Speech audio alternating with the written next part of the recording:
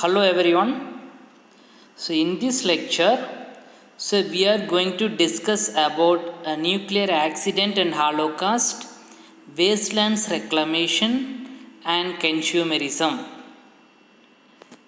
Shall we proceed? Yeah.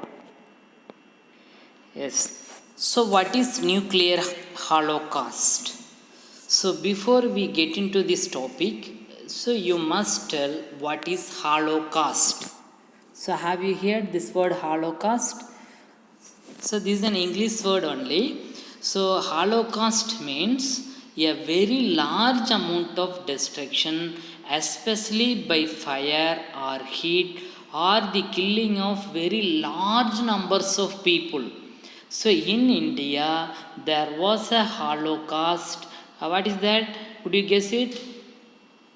Yes, Bhopal gas tragedy. That is called as chemical holocaust. Chemical holocaust. If the killing of people is done with the nuclear energy, that is called nuclear holocaust. Nuclear holocaust. So, what is the effect of nuclear holocaust? Say, for example, during World War II, the countries America used two nuclear bombs on Japan. So, as a result of it, what happened? When during nuclear bomb blasting, all materials on the earth, including the petroleum resources and wood materials, would undergo combustion reaction. During combustion, a large amount of soot particles are emitted into the atmosphere. Soot particles are black in color. What is the nature of black color? Black color absorbs the sunlight effectively. So these soot particles absorb the sunlight, also that will not allow the sunlight to reach the earth's surface. So the new cooling reactions will take place on the surface of the earth.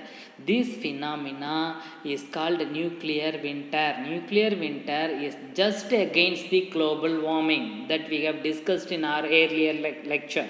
What is global warming? Certain gases, greenhouse gases present in the atmosphere, that in particularly that is troposphere part of the atmosphere, so which absorbs, which traps the sunlight and it re-radiates them into the earth. So it maintains the surface temperature of the earth. If its concentration, the greenhouse gases concentration increased, that leads to global warming. We have discussed in our earlier lecture clearly. So nuclear winter is the phenomenon that takes place just against the global warming. So these soot particles, when the nuclear bomb blasting, all the materials will catch the fire, which will release a large amount of soot particles into the atmosphere, which will absorb the sunlight, which will not allow the sunlight to the earth surface. That creates a cooling effect on the earth, that is called nuclear winter. As a result of nuclear bomb blast or nuclear accidents, nuclear winter will take place. I hope you are clear about the nuclear winter.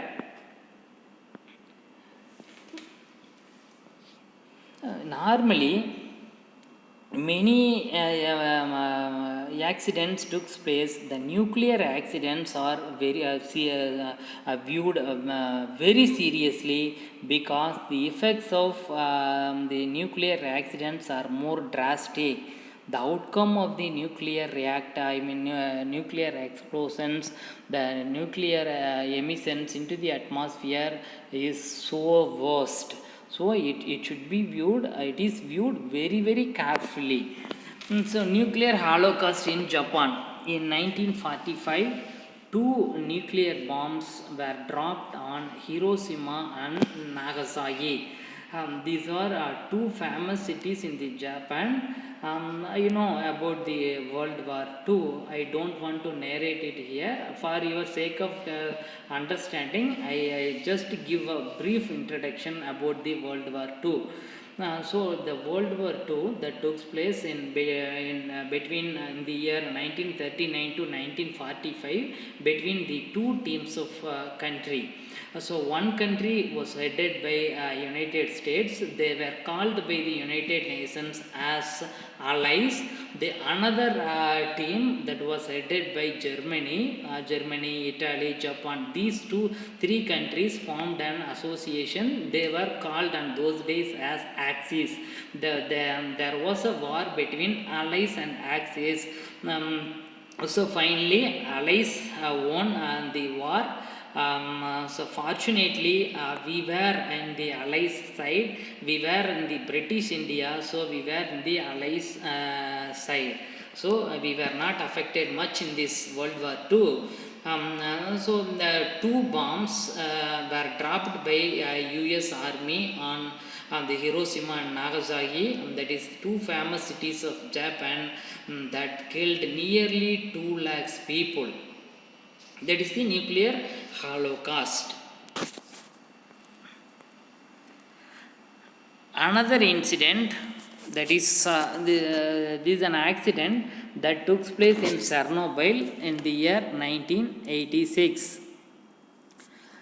Chernobyl was a nuclear accident that occurred on Saturday 26 April 1986. There was 4 reactors in the Chernobyl nuclear power plants. This incident happened in the reactor number 4. So it is considered the worst nuclear disaster in the history. You know, this nuclear power plant has a nuclear reactor. The nuclear reactor has a core, so where the nuclear fuel is supplied. So in the nuclear reactor, the nuclear chain reactions will take place. Then what is chain reactions? If the heavier nucleus are splitted by bombarding the neutrons, the heavier nucleus are converted into smaller nucleus with simultaneous emission of more neutrons. That neutrons leads to the another chain reactions. So the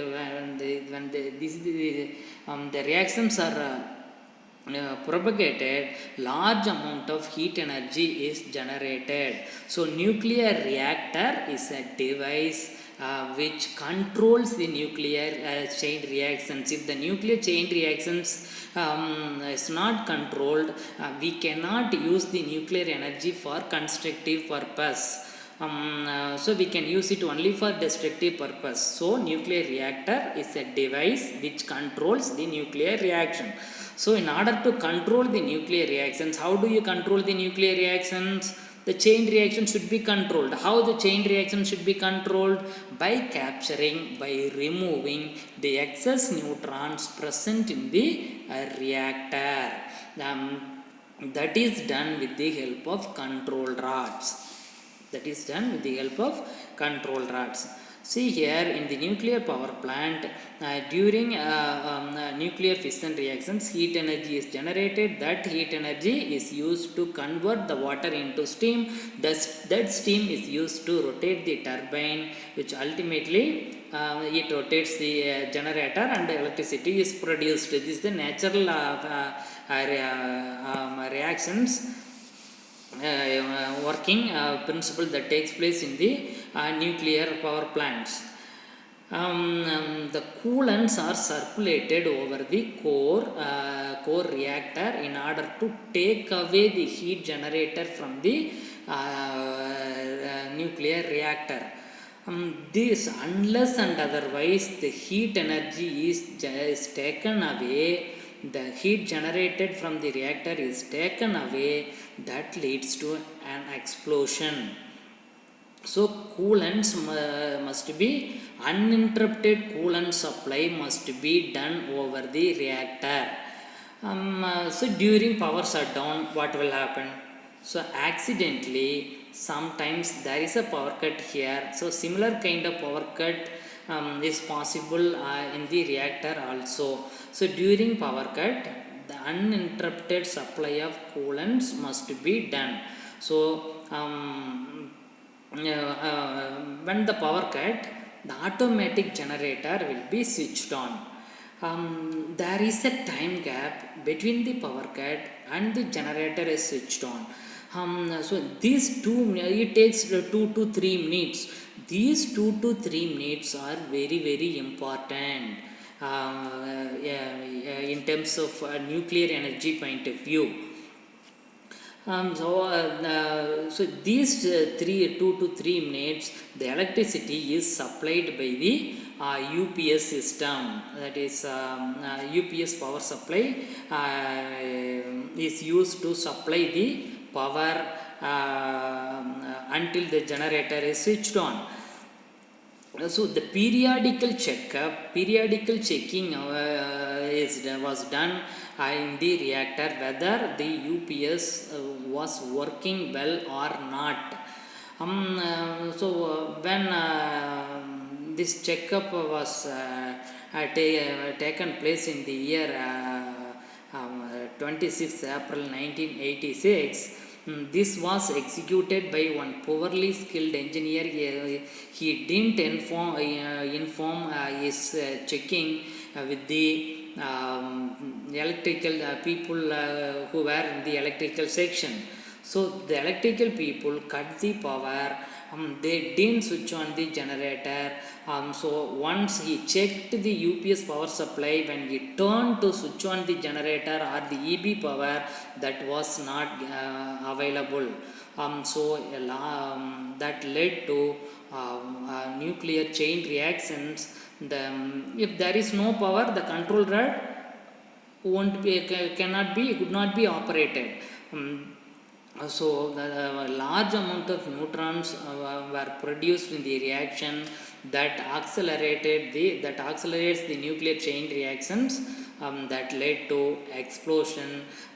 Incidentally, few hundreds of people lost their life once the nuclear materials entered into the atmosphere. That will create various genetic disorder. One more thing I forgot to tell you, the nuclear holocaust, the bomb used by US, Fat Man and Little Boy, they were named, these bombs were named as Fat Man and Little Boy. These two bombs contained a radioactive strontium 90. This strontium 90 had a similarity with the calcium. Once the strontium 90 enters into our body, what will happen? This bone contains calcium, so this calcium present in the bones are replaced by the radioactive strontium. So the bones are converted into a fragile one. Moreover, this strontium is a radioactive element that created various bone cancer among the Japanese people. So radioactive emission of radioactive elements is very very worst. So these are all about the nuclear accidents and Holocaust.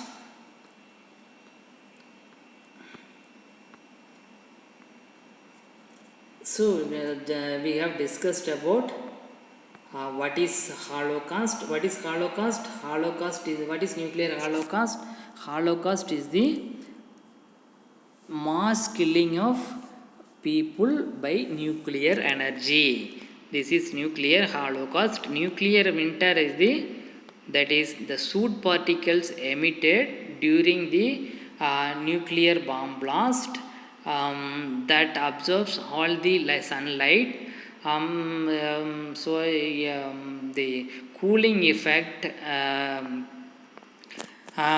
is raised on the surface of the earth, so that is called nuclear winter. And nuclear holocaust in Japan, and Chernobyl accident. So these two are case study. So in the examination you can write any one of the case study, either the bomb droppings in Japanese cities or the Chernobyl nuclear accident. Next we are going to discuss about a wasteland reclamation. Wasteland reclamation. So what are wastelands? Why do we want to reclaim the wastelands? What are wastelands? The name itself indicates or gives a clear cut meanings. Unused or unproductive lands are called wastelands. Economically unproductive lands suffering from environmental deterioration are known as wastelands. The wastelands include, can you tell me a few wastelands? The wastelands include salt affected lands, sandy areas, gullied areas, barren hill raids, snow covered areas, glacial areas, all are called as wastelands. Maximum wasteland areas in our country lie in Rajasthan, followed by Madhya Pradesh and Andhra Pradesh. In Haryana, the wastelands cover about 8.4% of total land area. Most of it comprises saline, sodic, and sandy land areas.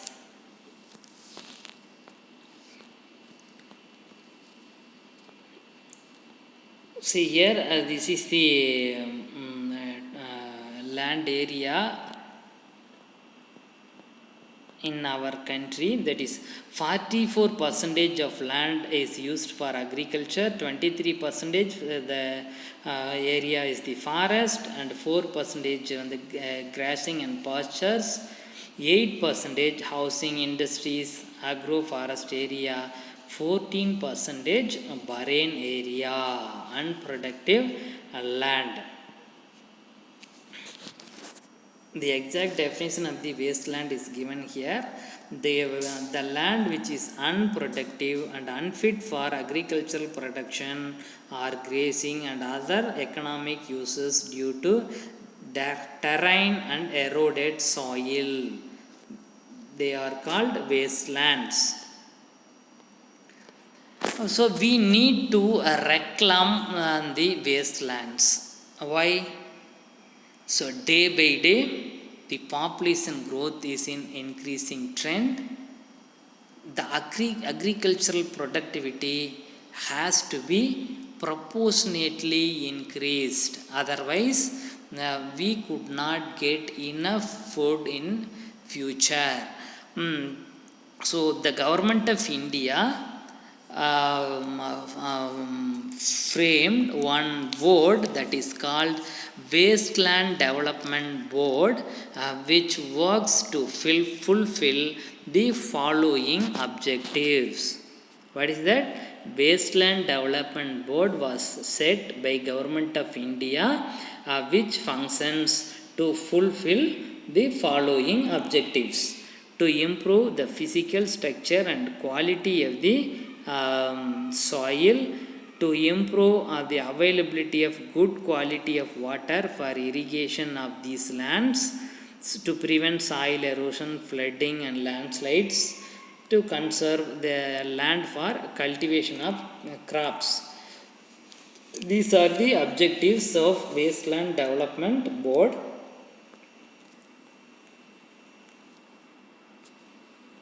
I have already told you the hilly slope areas, rocky exposures, these are all wasteland. What are the causes of wasteland? So we know very well the deforestation is the main cause of wasteland formation. Mining, yes, they removed all the nutrients rich soil. The rest of the land after the surface soils are removed. Normally the surface soils are nutrients rich. Once the surface soils are removed, the soils, the land area become nutrients poor, that is unsuitable for cultivation. That is called mining accelerates the wasteland formation, overgrazing, yes, erroneous agricultural practices. Instead of cultivating the crops in a in an alternate manner, the routine cultivation is done by using a similar kind of crops. Monoculture method is followed in certain land areas. So once the monoculture methodology is followed, it takes away all the nutrients. Similar kind of nutrients are taken by the plants, or at one point of time the soils becomes nutrients poor. Wasteland reclamation practice. These wastelands have to be recovered in order to make them into a cultivable one. So these are all the some of the practices adopted to reclaim the wasteland. The first one is land development and leaching. So what is that? The salt affected soil. So it is necessary to remove the salts from the root zone, which is usually achieved by leaching. The salt present in the soil has to be taken out. How do you do that? So here the plenty of water is applied on the soil. So water, salt present in the soil is getting dissolved in it, then the water is taken away from the soil. This process is called leaching. This has to be done. So normally the water is applied 0.5 to 1 centimeter above the soil. Allow some time, the salt is getting dissolved in the water, then the water is taken away. So this reduces about 90% of salinity. Another one is drainage. This is possible in the waterlogged areas. What is waterlogging? When you apply or irrigate excessive water in the soil, there is an equilibrium formation between the soil and the water. The water will continuously come out from the soil, so there is no possibility for cultivation of the crops. So in those areas, if you provide a drainage facility, the excess water will get drained. Next, afforestation and reforestation programs. The National Commission on Agriculture launched several afforestation schemes in the 6th year plan to cope up with the problem of spreading wasteland. Reforestation, these are all the measures. Another one is changing the agricultural practices that I have told you. Instead of cultivating the similar kind of crops in one particular area, alternative crops can be cultivated. And managing irrigation practices. Surface irrigation with precise land and leveling, smoothing and efficient hydraulic design to help reduce the water logging. So irrigation practices should be regularized. Normally in our country, people are using some bulk irrigation method. So drip irrigation, sprinkler irrigations are to be followed, which reduces the salinity problems. When mostly, as I told you earlier in the earlier lectures, the groundwater is used for irrigation purpose. Normally groundwaters are saline in nature. When the excess groundwater is used for irrigation, there will be a salinity problem. So in order to reduce the excess water used for irrigation, we must use some sprinkler irrigation or drips irrigation. This is the suitable method which provides the moisture content to the enough moisture content to the soil. There is no excess water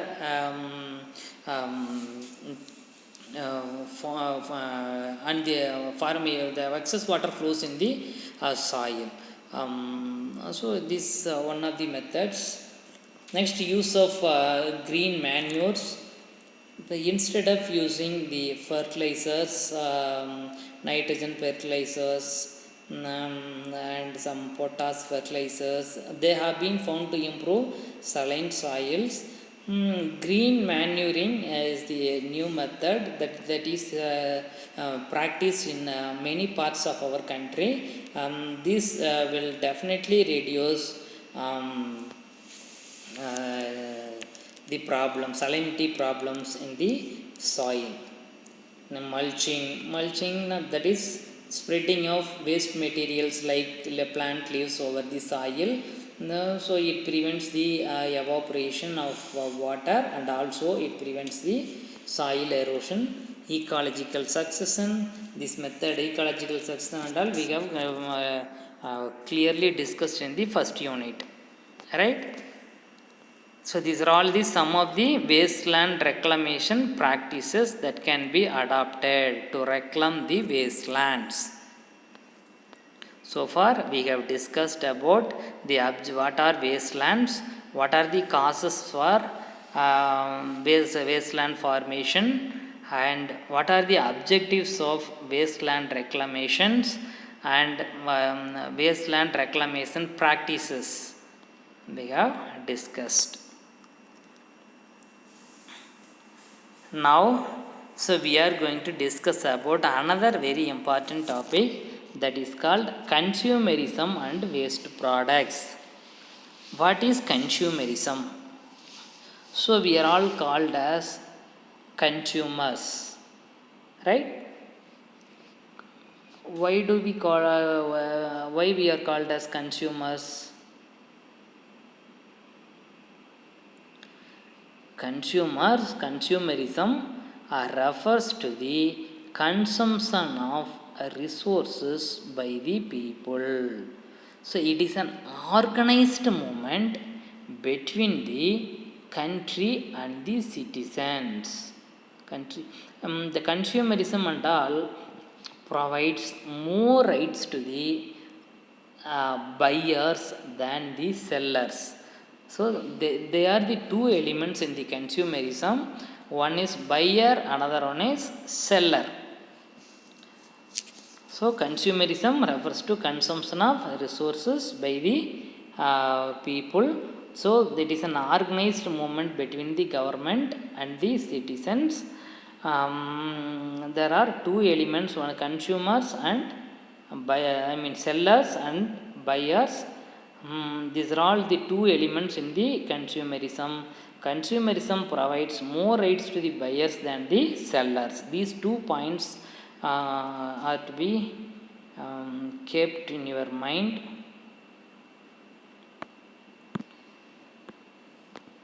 So due to population growth, the consumerism is worst affected. Consumerism means we need a resource to consume, right? So if the resources are not available, how do we consume the resources? So here I would like to share a few more points about the sellers and the buyers. What are the rights of sellers? Sellers, right, they can introduce any product into the market. They right to charge any price. They have a right to spend any amount for promotion of their products. They can spend more amounts for advertising their products. So incentives may be given for promotions, etc. These are all the rights of sellers. Buyers, so we have a right to buy a product or not to buy. The consumers have a right to expect a product to be safe, green, clean, etc. And they have a right to expect product working as per the specifications provided by the sellers.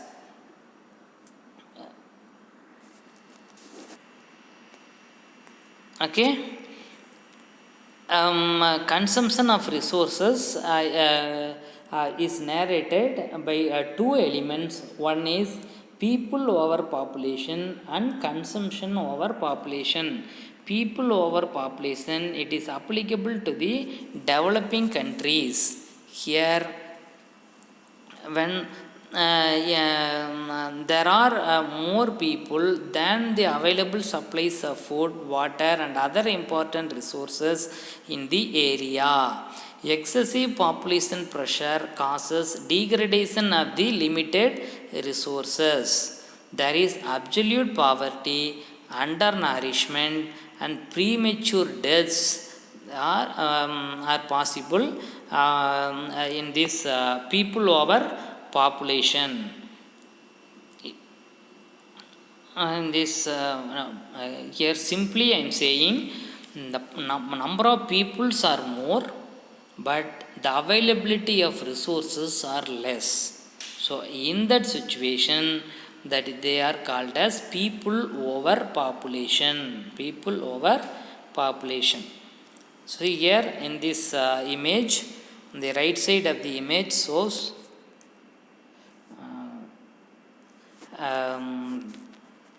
that is the globe, more number of peoples in the one pan of the balance, in the other pan the availability of resources, that is less.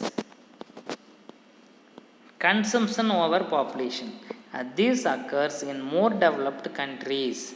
Here the size is less, population size is smaller, while resources are in abundance. Due to luxurious lifestyle, per capita consumption of resources is very high. Say if you take India and America, the population is very less in United States as compared to our country, but their waste generation, their energy consumption, their natural resources consumption is very high when compared to India. Consumption over population. So it is estimated by using this formula, that is number of people into per capita use of resources. So per capita use of resources here in India, I mean in developing countries, it is more. Here it is very less. Waste generated per unit of resources used is equal to overall environmental degradation. So in this table will give you a clear understanding about the people over population and consumption over population. See here, in India the population, the percentage of population is 16. Here in USA that is 4.7. So energy use in USA that is 25%, in India that is only 3%. Pollutants waste generation in USA 25%, in India 3%. Chlorofluorocarbons production in USA 22%, in India 0.7%. See here.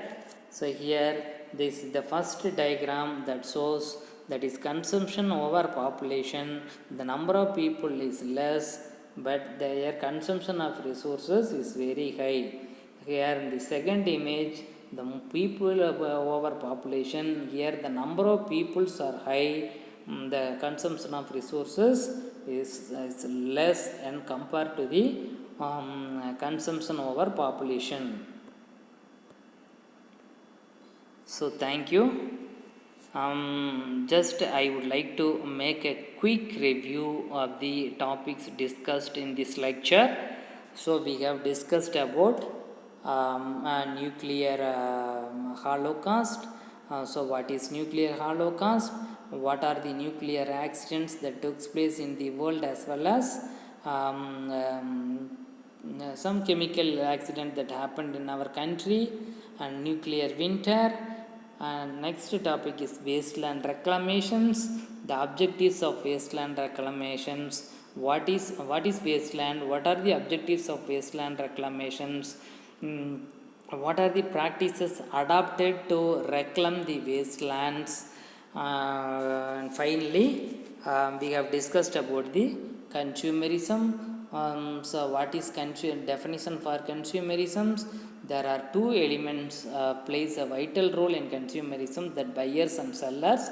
So if you take in the global wide, they are calling it as, that is, people over population and consumption over population, right? So that's all. If you have any doubt, you can feel free to ask me by mail or over phone. Thank you so much for your patient listening.